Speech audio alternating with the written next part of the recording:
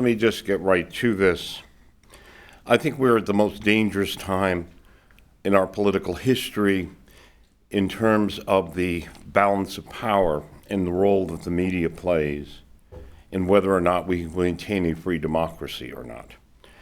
You know, when I first started in politics, and have been for a long time and for many years, everyone on both sides, Democrats and Republicans, despised the press commonly because they were SOBs to everybody, which is exactly what they should be. They were unrelenting. They were, whatever the biases were, they were essentially, they were equal opportunity people. That changed in 1988. There's a lot of reasons for it. It began to change in the 80s. It changed an important point in the Dukakis election when the press literally was trying to, Dukakis-Bush, get Dukakis elected by ignoring what was happening in Massachusetts with a candidate who was running on the platform of he will do for America what he did for Massachusetts, and they were on the verge of bankruptcy.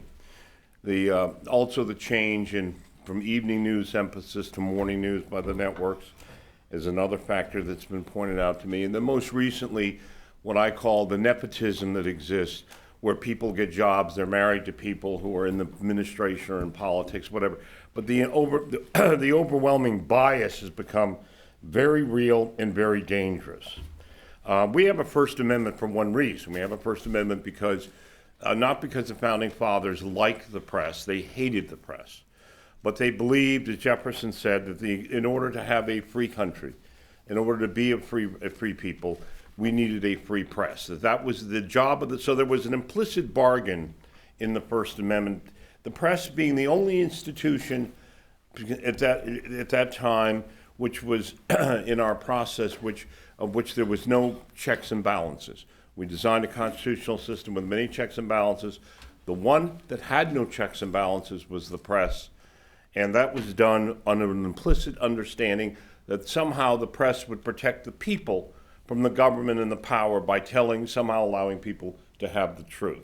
That is being abrogated as we speak and has been for some time. And it is now creating, that is the danger that I spoke to. This morning, just this morning, Gallup released their latest poll on the trust, how much trust, that Congressman made reference to from an earlier poll, when it comes to reporting the news accurately, fairly, and fully. And it's the highest in history. For the first time, 60% of the people said they had not very much or none at all. And of course, there was a partisan break. There were 40% who believed it did. Democrats, 58% believed that it was fair and accurate. The Republicans were 26, independents were 31. This contempt for the media, or this belief, and there are many other polls that show it. But I want to just use a few examples because I think we crossed the line the last few weeks that are terrifying. But a few weeks ago, I wrote a piece about, which was called The Audacity of Cronyism in Breitbart, and my talk today is The Audacity of Corruption. But what I pointed out was that it was appalling that Valerie Jarrett had a Secret Service detail, a woman in the White House as a senior aide, with a full Secret Service detail, including on vacation, and nobody in the press had asked why. That has become more poignant, as I said last week, when we discovered that we had an American ambassador on the anniversary of 9/11 who was without adequate security, while she still has a Secret Service detail assigned to her full time at a massive cost. And no one in the media has gone to ask why. Same thing, I raised the question of David Plouffe. David Plouffe, who is in the White House's senior advisor, he was the campaign manager last time. He and Axelrod sort of switched out. Axelrod going back to Chicago for the campaign. Just after it was announced that he was coming, an Iranian front group in Nigeria gave him $100,000 to give 2 speeches in Nigeria. Now, let me tell you, there's nobody no stranger gives you $100,000 and doesn't expect something in return, unless you live in a world that I don't. And no one has raised this in the mainstream media. He was on with George Stephanopoulos on ABC a couple of weeks ago, and they were going through all these questions. No one asked him whatsoever about that. He was not inquired. No, there's been no query. George Stephanopoulos, a former advisor to Bill Clinton, who every morning while Rahm Emanuel was chief of staff has his call with Rahm Emanuel, James Carville, and the three of them have been doing it for years. And he is held out as a journalist. He has two platforms. I mean, he's a political hack masquerading as a journalist.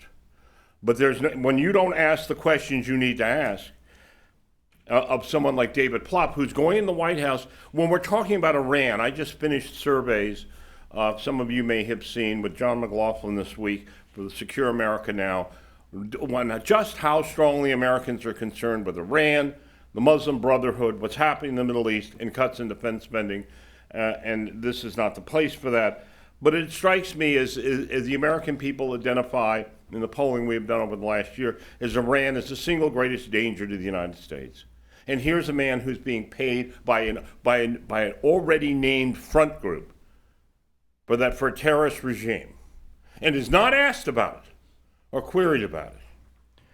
The third thing I would say is that, and then there's, of course, the Tom Donilon, who I know very well from years back, who I would cause a little bit of a stir a few months ago when I said he was the leaker in chief. This ridiculous running around, how did these secrets get out, when it is clear he is a person whose only has no credentials for foreign policy, who has been in the White House, who is a political operative for Walter Mondale, Jimmy Carter, and others, who is known to have, in my opinion, to be just the most amoral person I know in politics, and who is using and orchestrating national security. In Mr. Sanger's book, as the reviewer at the Washington Post said, the hero of this book and the clear source of it is Tom Donilon. But let me just make a point. Neither does, and I would say this to the congressman, all the Republicans have to do, I talk often about the corrupt party and the stupid party. But the stupid party couldn't be stupid when it comes to things like this. They could have called Tom Donilon and other people down to the Congress, put them under oath, and asked them if they had leaked. Instead, you have Eric Holder, who runs the most political Justice Department since John Mitchell. Only in John Mitchell's administration we had Justice Departments that were so politicized and so corrupted by politics.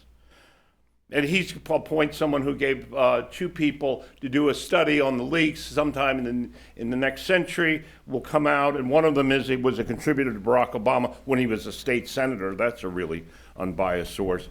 And the press, of course, won't look into this. They will not ask the question. But the Republicans could have called them down. Yes, the president could have extended executive privilege, but let him say, I will not answer that question, sir, on the question of did you leak?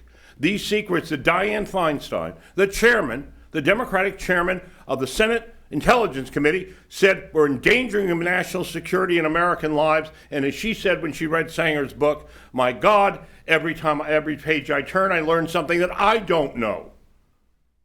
I mean, these are serious matters, but they are in Washington, they're playful, and the press does not pursue any of them. Peter Schweitzer has done a study talking about corruption. 60% or 80%, he's close to 80%, I think now, of the money given under the stimulus to green energy projects, the president and this administration's great project, has gone to people who are either bundlers or major contributors to Barack Obama. But nobody says, well, of course, Republicans don't raise it because in Washington, they simply want to do it when they get back in power, so they won't raise it. And of course, the press doesn't because they have taken themselves out of doing their job. When we see what happened this week in Libya, and when I said I was more frightened than I've ever been, and this is true because I think it's one thing that they did in 2008 when the mainstream press, the mainstream media, and all the press jumped on the Obama bandwagon and made it a moral commitment on their part to help him get elected in a way that has never happened, whatever the biases in the past. And to give you an example of the difference, I'll just shortly tell you this. In 1980, when Carter was running for re-election, the press, even though 80% of them after the election reporters said they voted for Carter over Reagan, or 70%, was a very high percentage. After the press believed so much the Carter campaign and the Carter White House had abused the Rose Garden against Kennedy, that they made a commitment as they discussed that they would not serve as the attack dogs on Reagan for the Carter White House because they thought it was unfair and they weren't to be manipulated. I totally disagree with their analysis, but that was when you actually had a press corps, whatever their own personal feelings, they made judgments that were, we're not going to be manipulated. This press corps serves at the pleasure of this White House and president, led by people like Ezra Klein and journalists, where they plot the stories together. The problem here is that no one will name names, but I want to talk about this Libyan thing, because we cross some lines here. It's not about politics. If any president of the United States, first of all, we've had 9 days of lies over what happened, because they can't dare say it's a terrorist attack. And the press won't push this. Yesterday, there was not a single piece in the New York Times over the question of Libya. 20 American embassies yesterday are under attack. None of that is on the national news. None of it is being pressed in the papers. If a president of either party, I don't care whether it was Jimmy Carter or Bill Clinton or George Bush or Ronald Reagan or George H.W. Bush, had a terrorist incident and gotten on an airplane after saying something and flown off to a fundraiser in Las Vegas, they would have been crucified. It should have been the equivalent of, for Barack Obama, of George Bush's flying over Katrina moment. But nothing was said at all, and nothing will be said. It is one thing to bias the news or have a biased view. It is another thing to specifically decide that you will not tell the American people information they have a right to know. And I accuse right now openly, and this is, if I had more time, I'd do all the names for it, but the New York Times, the Washington Post, who are the most important papers that influence the networks, ABC, NBC, and to a lesser extent, because CBS has actually been on this story, partly because the president of Libya appeared on Bob Schieffer and said on Sunday, while Susan Rice was out, the UN ambassador has no portfolio in this matter. Lying instead of the secretary. You know why? Notice the Secretary of State wasn't out there doing this. Was on national television lying and promoting the White House line, while the Libyan president at the very same moment is saying this is a premeditated attack. Nobody has asked that question. This morning, take a look at the New York Times this morning. It's a minor reference. Oh, now we've decided there was a terrorist incident. But that would have changed, that should change the politics. I do blame it's not this is without accomplices, because the incompetence of the Romney campaign, which I said a week ago is the worst campaign in my lifetime. And the Republican establishment in general's inability to fight has allowed these things to happen, in part because they don't do it. But I want to go through two other quick points. Morsi in Egypt.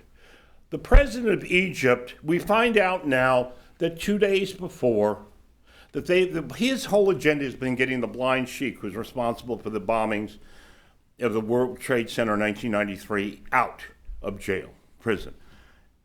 I've been told specifically by a member of the intelligence community, the White House and the State Department negotiating that now. They've now come out and denied it. But it comes out that he's the head of the Muslim Brotherhood. The American people know what they think of the Muslim Brotherhood. They are against them 11-1. All right?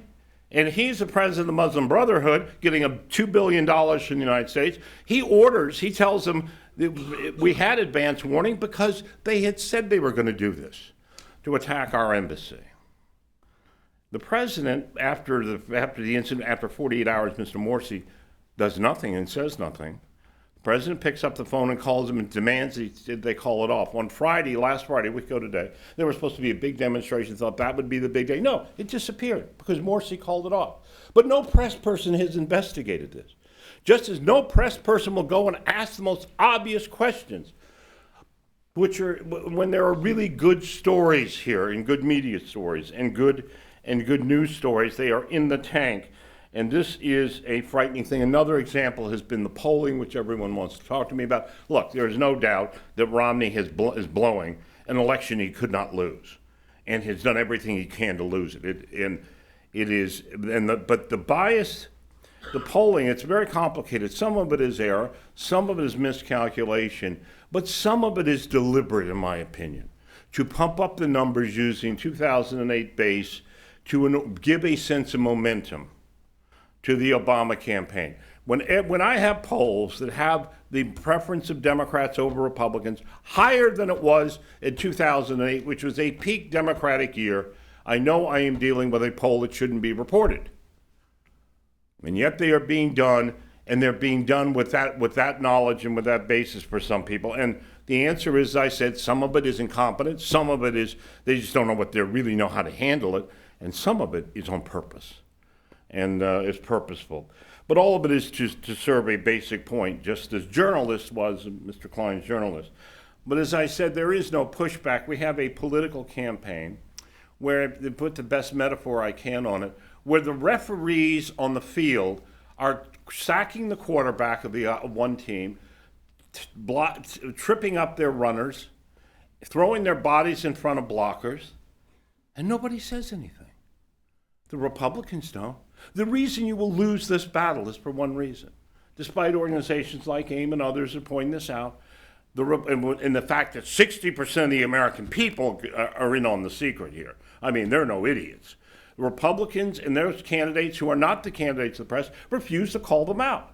If I were the Romney campaign, I would have been doing this for months. I would have been looking at individual reporters. I would be telling the American people, they're not trying to stop me, they're trying to stop you. And they are here to do this, and I would have made the press themselves an issue. Because until you do, what happens is they are given the basic concession of authenticity and accuracy, or that they are credible, by not doing that. Now, too many reporters, too many political people in the Republican Party in this town want to maintain their relationships with the press. This is how Sarah Palin got handed over to Katie Couric and to ABC before she was ready, because Steve Schmidt and others want to preserve their view, their relationships with the press. It's, people have their own agendas, and often it's not winning. But this not pushing back is a problem, and they don't do it. And you know what? This is a different era. The old argument, you don't attack someone with the press, because someone who you don't get in a pissing match with, someone who buys ink by the barrel, doesn't apply anymore. There are too many outlets, too many ways to do it, and the country doesn't have the confidence in the press that they once had. But all of what I want to conclude to this is that we face a fundamental danger here. The fundamental danger is this, as I talked about the defense of the First Amendment. When the press's job is to stand on the ramparts and protect the liberty and freedom of all of us from a government and from organized governmental power. When they desert those ramparts and they go to serve to decide that they will now become an active participants, when they decide that their job is not simply is both to tell you who you may vote for and who you may not, but worse. And this is the danger of the last 2 weeks. What truth you may know as an American and what truth you are not allowed to know. They have then made themselves a fundamental threat to the democracy, and in my opinion, made themselves the enemy of the American people. And it is a threat to the very future of this country if that we allow this stuff to go on, and we crossed a whole new and frightening slide on the slippery slope this last 2 weeks, and it needs to be talked about. And so that's much as I can do in 20 minutes. So within we have a few moments for questions. Yes, sir. So I wanted to offer my interpretation for why this dynamic is happening. I'd like your reaction. I think that the media is working with the government because the government hands out so many freebies, yes, for market share, and therefore they have to work in sync with them in order to ensure that the good graces. And I think also the advertisers who generate the revenue for the newspapers are also getting those freebies, and so they can then influence the media. Look, the corruption in this town is so great. Everybody in Washington seems to almost be on the take, with the exception of everybody in this room and this institution. But I swear to God, it's so the idea that I should get something. The reason when you have firms that have Ed Gillespie in business with Jack Quinn, who was the counsel for Bill Clinton and responsible for the pardon of Mark Rich, among other things, is because everybody in those people on K Street in both parties are about arrangements and money. Everyone in the press is. We have stimulus money being given. We have people who, as I said, the relationships when people are making contracts and their husbands and wives are getting it. Jay Carney's wife works in the government. Now he works. He was the head of the Time magazine. He was a liar then and a liar now, apparently. You know, and nobody says there's anything wrong with this. And you're right, everybody's on the take here, and everybody's cutting out their stuff. That's why what used to be one of the best and most important things for the press, which was the investigative journalism of corruption and money, the stealing of the taxpayers, the looting of the treasury, isn't an issue, and why no one speaks of it in this town. Yes, sir. Pat, just a quick question. Is it in violation, can it be seen as a violation of their charter for the major networks to demonstrate such obvious bias? I mean, does that violate their FCC license agreement? Well, their license agreements only go to their stations. They don't really go to the networks themselves. But you see, that's why we're at this slippery slope. This is what scares me. Because you start saying, well, somebody should do something about this. My argument when I speak to the press is very simple. One day you're going to get my combination of George Wallace and Huey Long running for public office. And he's going to get up and say, he's going to point out how the press is going to get me, and let me tell you what they're going to say about me because they want to stop me. And he's going to say, you know what, we've gone too far with this First Amendment stuff. And we need to make them serve the people. We're sliding toward a system by establishing the fact that the press is, in fact, has prostituted themselves in the service of a political party or a political candidate. And once you go down this road and say that's happening, then people say, why do we need a First Amendment? Why should we protect them? They're not protecting us. That's the threat here. That's the danger that I worry about because we desperately need a real free press, whatever its faults, that protects the people. And soon they will be owned by the people. We're getting very close to that. Watching the coverage of this stuff in the last 10 days on Libya, and on the White and the press corps and the network serving as nothing but offshoots of the White House press office is really scary. And we're going to get to this question because that is down that road. These people are going to destroy freedom in America. I don't care about their partisan preferences. I care that in the end of the day, somebody's going to say enough of this. And somebody will carry the day, and that'll be that. Yes, sir. Thank you. Thank you. Incredibly good 20 minutes. I agree with everything you've said. I am very concerned about Romney's poor campaign combined with the media bias the way it is. Is there anything that Romney can do at this point? Well, he should have been out there already. He should have been out there pushing back. And so should the Republican establishment. The Republican establishment, as I said in this town, I mean, they all there seem to be in the business of me. A lot of the establishment is getting a lot of money to line their pockets and not fighting or doing things that are effective. Why aren't they out there challenging this? But why isn't Romney himself getting up and saying the press is one of? I'm running against two organizations. I'm running against the Democrats and the president, and I'm running against the mainstream media, which will not tell you the truth. Now, let me tell you something. You want to liven up some of your rallies? That'll do it. But they don't do it because this man dares to be cautious. And he's going to be dare to cautious himself right out of a race that was his to lose, and he's losing it. One last question. Anybody? Go ahead.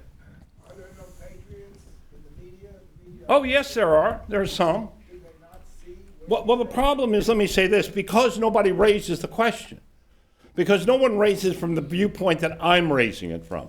To raise it from the viewpoint where Republicans or conservatives, we don't like what you're doing to us, they dismiss that. What is not to be dismissed is what this is doing and what it is in terms of the specifics of challenge. These individual reporters, let me tell you something about the press. Reporters become reporters and don't enter the political fray because basically they can't stand the heat, is my experience. You ever watch reporters under attack in a public venue and so forth? They wilt like they melt like ice on the equator. The fact is that they need to be called out. Their organizations need to be called out. That Ezra Klein still writes for the Washington Post. I mean, this is unbelievable. They had a secret operation, a group, journal group, online coordinating how they would promote Obama and how they would attack Republicans. I mean, and he's still there, but nobody calls out the publisher or the editor or whatever. There is no effort here, or call him. The fact is, if I were out there, if I were doing one of these campaigns, I wouldn't let one of these guys buy with anything. I would make the fact that the American people already expressed in the Gallup poll say, I would give them all the evidence that they need to confirm their beliefs. And I would change the dialogue here. But until that happens, well, you're going to have two teams, your whole team has an echo chamber of support attacking you. How do you ever expect to win? Really? I mean, you can when it's the National Tide, 1980. We have a different press now. They have now made the decision they will control the political process. And they are serving with the hundreds of millions of dollars that the networks and the newspapers are in effect contributing an in-kind contribution to candidates in Democratic Party. That's a legal issue that I would have been exploring. I mean, I would begin to put the heat on. But the Republicans never said a word when Comcast, which bought out the administration, which owns the worst cable company. They're my cable company in Charleston. They're just so bad. It's not, I guess every cable company is awful. They're the worst. Buys a network, is allowed to buy a network. The Justice Department allowed this. No Republican stood up and said this should be stopped. I mean, really. You get what you asked for.